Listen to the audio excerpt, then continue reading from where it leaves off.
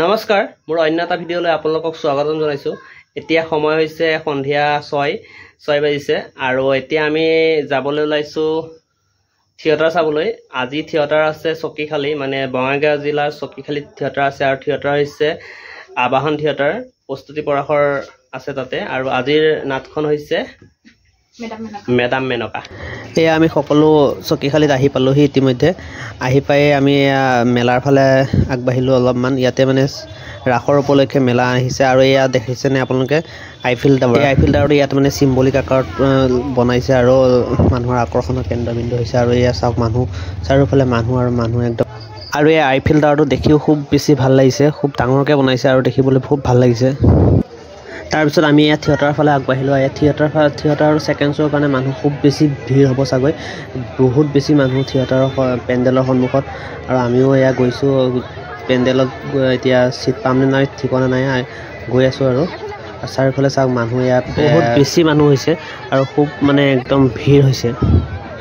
এয়া আমি সকলো আহি প্ৰায় পালোহি আৰু থিয়েটাৰৰ পেণ্ডেলৰ সন্মুখত।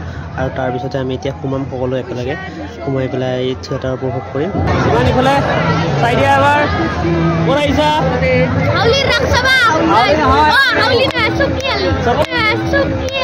চকীখালি ৰাস চাব আহিছোঁ, ৰাসৰ লগতে আবাহন থিয়েটাৰ। তো আহক ভিডিঅ'টো আপোনালোকে চাই গৈ থাকিব। তাৰপিছতে এয়া আমি সকলো লাইন পাতি পেণ্ডেলৰ ভিতৰত সোমালোঁ আৰু বহুত বেছি মানুহ হৈছে। তেওঁলোকে টিকেটবোৰ বৰ সোনকালে চাইছে আৰু সোমাব দিছে সোনকালে। আৰু ভিতৰত গৈ আমি ছিট পাওঁ নে নাই সেইটো ঠিকনা নাই, কি হ'ব নাজানো। আৰু এয়াই হৈছে আবাহন থিয়েটাৰ। আৰু এতিয়া আমি ভিতৰত সোমাই গৈছোঁ, কিন্তু ভিতৰত দেখিছোঁ যে বহুত বেছি মানুহ। আৰু এতিয়া মানুহৰ পৰা আমি ছিট পাম নাই ঠিকনা নাই, এতিয়া কি হ'ব, এতিয়া বহিয়ে চাম নে থিয় হৈয়ে চাম গম পোৱা নাই।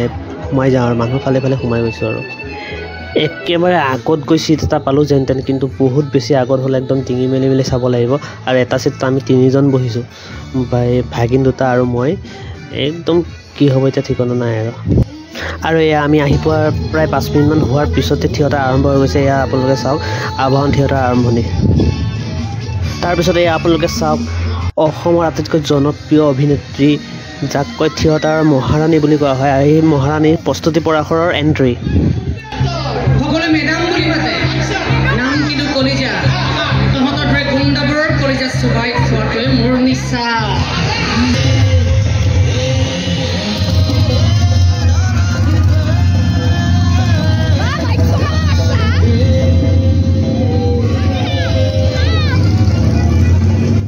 তাৰপিছত এয়া মেডাম মেনকাৰ এণ্ট্ৰিৰ লগে লগে আপোনাৰ গান আহি গ'ল।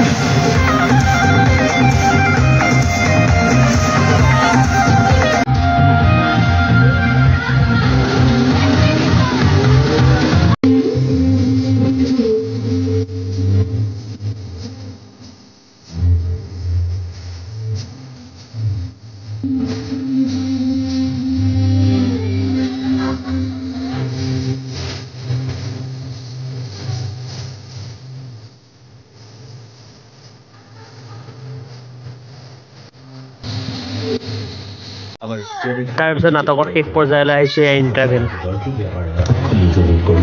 আমাক উৎসাহ দিবলৈ যোগালে আবাহন থিয়েটাৰ অভিনয়ৰ তৰফৰ পৰা সশ্ৰদ্ধ প্ৰতিভা জনাইছোঁ। আৰু যিটো মহান অনুষ্ঠানৰ জৰিয়তে আপোনালোকৰ মাজত আমাৰ তৃতীয় তথা অন্তিম দিশা এই অন্তিম নিশাত আমি আপোনালোকলৈ নিবেদন কৰিম সন্ধিয়া ঠিক 6 বজাৰ লগে লগে তাৰপিছতে এয়া মেডাম মেনকাৰ লাষ্ট এণ্ট্ৰি আৰু ইয়াৰ পিছতে নাটক শেষ হ'ল আৰু তাৰপিছত আমি অলপ ফটো উঠো বুলি এইফালে আহিলোঁ এয়া আমাৰ মেডাম মেনকাৰ লগত অৰ্থাৎ আমাৰ প্ৰস্তুতি পৰাশৰ লগত তেওঁ সকলোৰে লগত ফটো উঠিছে আৰু কাকো নিৰাশ কৰা নাই আমিও উঠিলোঁ ফটো